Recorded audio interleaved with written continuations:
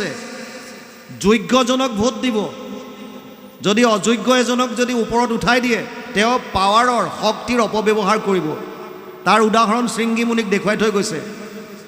শক্তি থাকিলে নহ'ব, পাৱাৰ থাকিলে নহ'ব, আপুনি ক'ত ব্যৱহাৰ কৰিছে, ইউটিলাইজ ক'ত কৰিছে, এইটো ডাঙৰ কথা। ক'ত কেতিয়া কেনেকৈ ব্যৱহাৰ কৰিব লাগে সেই কথাখিনি যদি নাজানে, তো তেনেকুৱা এজনক যদি আপুনি শক্তি দি দিয়ে তেতিয়াহ'লে তাৰ অপব্যৱহাৰ কৰিব। এইটো বৰ সাংঘাতিক কথা। শ্ৰমিকে ক'লে তই ভুল কাম কৰিলি, উপায় নাই, চব ভগৱানৰ ইচ্ছা। গতিকে এজন শিষ্যক পঠাই দিলে পৰীক্ষিতক খবৰ দে গৈ। আনহাতে পৰীক্ষিত ঘৰলৈ গৈ অনুতপ্ত হৈছে, মই অকণমান কথাত কিহৰ কাৰণে এনেকুৱা বেয়া কাম কৰি আহিলোঁ। তেনেকুৱাতে এজন ঋষি শিষ্য আহি পেলাই ক'লেহি যে মহাৰাজ আপোনাৰ প্ৰতি অভিশাপ হৈছে, 7 দিনৰ দিনা তক্ষকে আপোনাক দংশন কৰিব, আপুনি যি ইচ্ছা কৰক। মৃত্যুৰ প্ৰাক যিটো খবৰ দুজনে পাইছে, এজন হৈছে কংস। আকাশীবাণী হৈছিল জাকলয়া জাস কংস সোণৰে নকৰি, য'ত গান্ধীপধাৰী অৰ্জুন, সহস্ৰ হাতীৰ বল থকা বৃকুদৰ, ধৰ্মৰাজ যুধিষ্ঠিৰ, নকুল, সহদেৱ কোনো কম নহয়। তেওঁলোকৰ ওচৰলৈ নগৈ সময়ৰ অপব্যৱহাৰ নকৰি চিধা ভগৱান কৃষ্ণৰ চৰণত শৰণ লৈছে। পাহি পাহি মহাযোগীনাম দেৱ দেৱ জগৎপতি নান্যম ত্বদভয়ম পশ্যে যত্ৰ মৃত্যুৰ পৰস্পৰম। 1:8-9 প্ৰথম স্কন্ধ 8ম অধ্যায় 9 নম্বৰ শ্লোক ভাগৱত। উত্তৰাই কৈছে, হে প্ৰভু মোক ৰক্ষা কৰা। কিহৰ পৰা? অভিদ্ৰৱতী মম এষ লোহাস্তপ্ত আয়স বিভু কামম দহতো মমনাথ মামে গৰ্ভ নিপাত্যতম। 1:8-10 প্ৰথম স্কন্ধ 8ম অধ্যায় 10 নম্বৰ শ্লোক। কিবা এপাত লোহাৰ অস্ত্ৰ এপাতে মোক খেদি আহিছে। হে দয়াময়, হে নাথ, হে যোগৰ ঈশ্বৰ, লাগিলে মোৰ প্ৰাণটো তুমি লৈ লোৱা, কিন্তু মোৰ গৰ্ভৰ সন্তানটো ৰক্ষা কৰা। ইয়েই বংশৰ শেষ চিন। যেতিয়া উত্তৰাই ভগৱানৰ ওচৰত শৰণ বিচাৰি গৈছে, ভগৱানে লগে লগে অংগুষ্ঠ সমান ৰূপ ধাৰণ কৰি উত্তৰাৰ গৰ্ভত প্ৰৱেশ কৰে আৰু কৌমুদুকী গদায়ে সেই ব্ৰহ্মস্ত্ৰ কোবাই ধ্বংস কৰে আৰু অমৃত দৃষ্টিৰে গৰ্ভত থকা সন্তানটো পুনৰ জীৱিত কৰি তোলে। গৰ্ভত থাকোঁতেই সেই সন্তানটোৱে ভগৱানৰ দৰ্শন পায় আৰু তেওঁ যেতিয়া জন্ম হয়, জন্ম হোৱাৰ লগে লগে তেওঁ মানুহৰ মাজত সেইজন দিব্য পুৰুষক বিচাৰিছিল যিজনৰ সাক্ষাৎ গৰ্ভত পাইছিল, যিজনৰ দৰ্শন গৰ্ভত কৰিছিল। সেইজনক পৰীক্ষা কৰি চোৱাৰ কাৰণে সেই সন্তানটোৰ নাম ৰখা হ'ল পৰীক্ষিত। আৰু যিহেতু ভগৱানে ৰক্ষা কৰিলে গৰ্ভত, এইকাৰণে তেওঁৰ আন এটা নাম দিলে বিষ্ণুৰাত। এই পৰীক্ষিত ডাঙৰ হৈ এবাৰ চিকাৰ খেলিবলৈ যায় আৰু পিয়াহত আতুৰ হৈ শমিক মুনিৰ আশ্ৰমত সোমায়। শমিক মুনি সেই সময়ত ধ্যানত আছিল।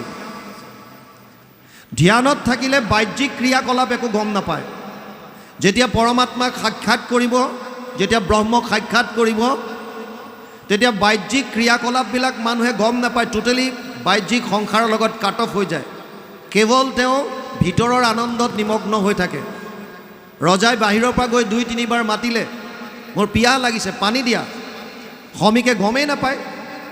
ৰজাৰ ক্ৰোধ উঠিল আৰু ওচৰতে থকা মৰা সাপ এডাল ধনুৰ অগ্ৰভাৱে উঠাই আনি ঋষিৰ ডিঙিত দি দিলে। কিছু নিলগত শমিক মুনিৰ পুত্ৰ শৃংগী মুনিৰ লগৰীয়াবিলাকে খেলি আছিল। তেওঁলোকে দেখা পালে আৰু দেখা পায় বান্ধৱ শৃংগী মুনি যি আৰু কিছু দূৰত খেলি আছিল, তেওঁক গৈ ক'লেগৈ, তোৰ দেউতাৰ ডিঙিত কোনোবাই সাপ এডাল দি গৈছে।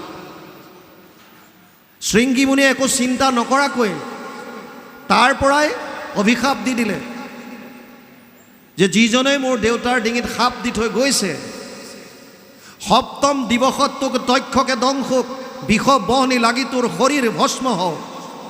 7 দিনৰ দিনা তোক তক্ষকে দংশন কৰিব আৰু বিষ বহনি লাগি তোৰ শৰীৰ ভস্ম হৈ যাব। তাৰপাছত বাপেকৰ ওচৰলৈ আহে, কন্দা কটা শুনে। বাপেকৰ চকুত খোল খাই যায়, সমাধি ভংগ হয় আৰু দেখিলে ডিঙিত এডাল সাপ পেলাই দিলে। সুধিলে কোনে দিলে? শৃংগীয়ে ক'লে যে এজন ৰজা আহিছিল আৰু ময়ো তেওঁক অভিশাপ দিলোঁ। কি বুলি? 7 দিনৰ দিনা তক্ষকে দংশন কৰিব।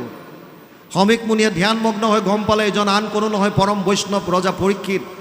পিতেকক গালি পাৰিলে, তই ইমান সৰু কথা এটাত ইমান মাৰাত্মক শাস্তি কিয় দিলি?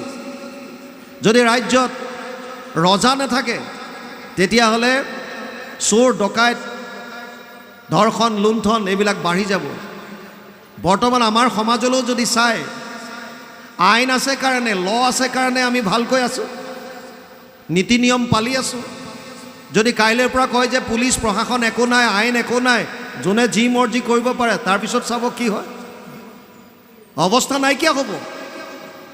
শমিকে ক'লে বৰ ভুল কাম কৰিলি, তই এজন পৰম বৈষ্ণৱক এনেকুৱা শাপ দিব নালাগিছিল। বৰ্তমান ইলেকশ্যন আহি আছে, যোগ্যজনক ভোট দিব, যদি অযোগ্য এজনক যদি ওপৰত উঠাই দিয়ে তেওঁ পাৱাৰৰ শক্তিৰ অপব্যৱহাৰ কৰিব। তাৰ উদাহৰণ শৃংগী মুনিক দেখুৱাই থৈ গৈছে। শক্তি থাকিলে নহ'ব, পাৱাৰ থাকিলে নহ'ব, আপুনি ক'ত ব্যৱহাৰ কৰিছে, ইউটিলাইজ ক'ত কৰিছে, এইটো ডাঙৰ কথা।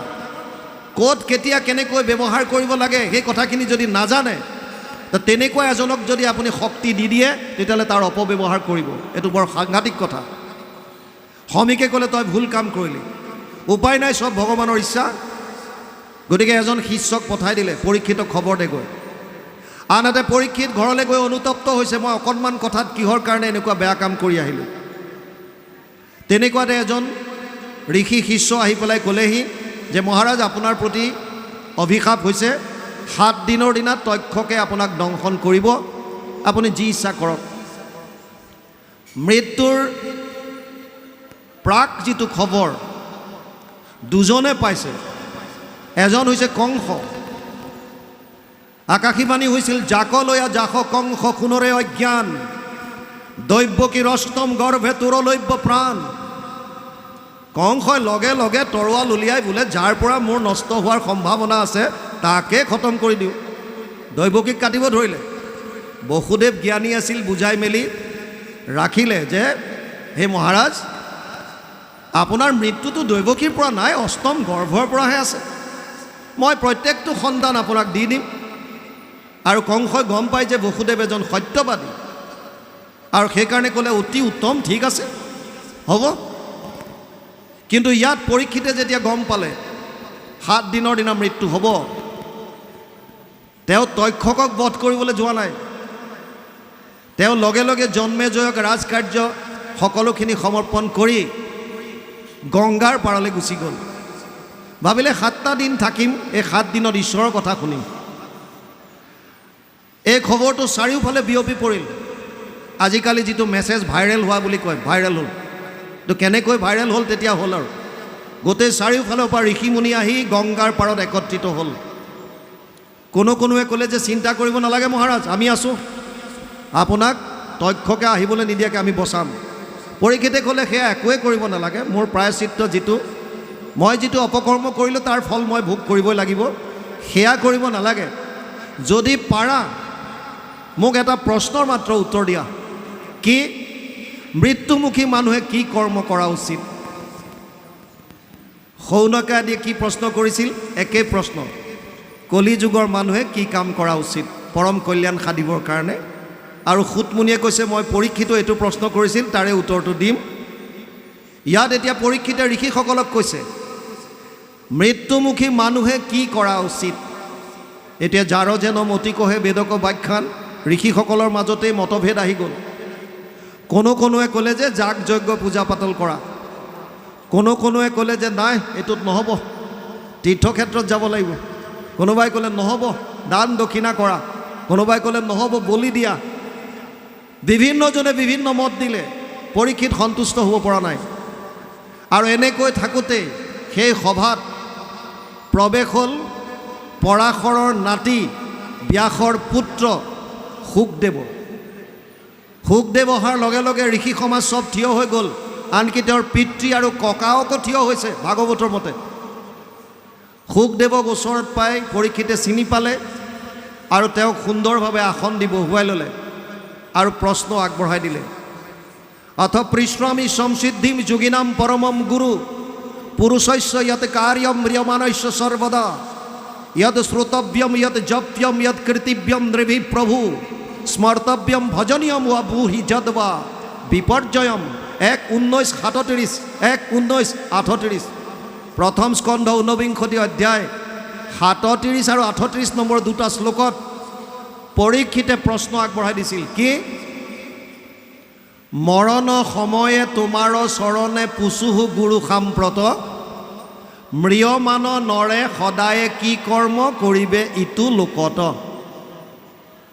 মৃত্যুৰ সময়ত তোমাৰ চৰণত মই এটা কথা সোধোঁ কি মৃত্যুমুখী মানুহে এই লোকত সদায় কি কাম কৰাটো উচিত কাহাক শুনিবে কাহাক জপিবে কাহাক স্মৰিবে নৰে ভজনৰ যোগ্য কোননো দেৱতা কহিও মত সত্তৰে কাৰ কথা শুনিব